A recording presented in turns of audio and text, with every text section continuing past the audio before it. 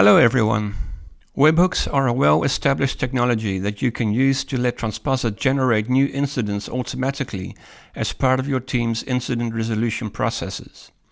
As an example, one of the many webhook-enabled technologies out there is New Relic, that lets you, as you can see, add new webhook destinations and workflows, and which will then send notifications, such as when we send a test notification, as you can see can be done here. Back in Transposit, we create a new webhook and we copy the webhook URL. We go over to New Relic and register that webhook there as a new destination. Let's now create a new workflow in New Relic and use the Transposit webhook as a destination and then send a test notification. In Transposit, let's work with the payload that you've now generated via your test notification. A list of sample payloads are available for you to work with. However, since you've already sent an alert via your webhook, you can click the button below the editor to import that payload that you've just sent. Now that we've imported the payload, we can use the visual tools in Transposit by clicking the plus icons in the left margin of the editor where the payload is found to extract the parts of it that are useful. Next, we map the fields extracted from the payload to the fields that make up our alert. As you can see, we can add custom fields of our own to extend the alert with anything of interest from our payload.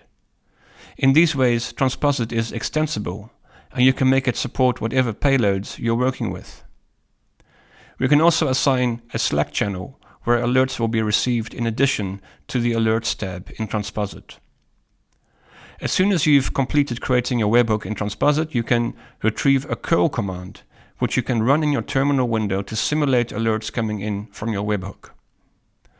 In the Alerts tab, notice the alerts that have come in via your curl command in the terminal or via the notifications that have been set up from New Relic.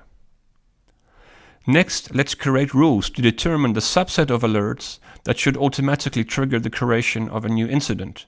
We select our webhook, we map the alert fields to fields in the incident that will be created from the alert, and we set a condition. Let's specify that only when the priority defined in the New Relic notification is set to critical, an incident should be created automatically. Now that we've defined this, notice that when an alert conforming to the condition we've set is received via our webhook, a new incident is created. After all, not all of your alerts should create incidents, only those of a certain priority are focused on some other aspect of the incoming notification. And in the end, when you have multiple alert rules, using the various webhooks and conditions that are relevant to your incident resolution processes, you can easily and graphically define the conditional flow determining which incident is created when and under which circumstances.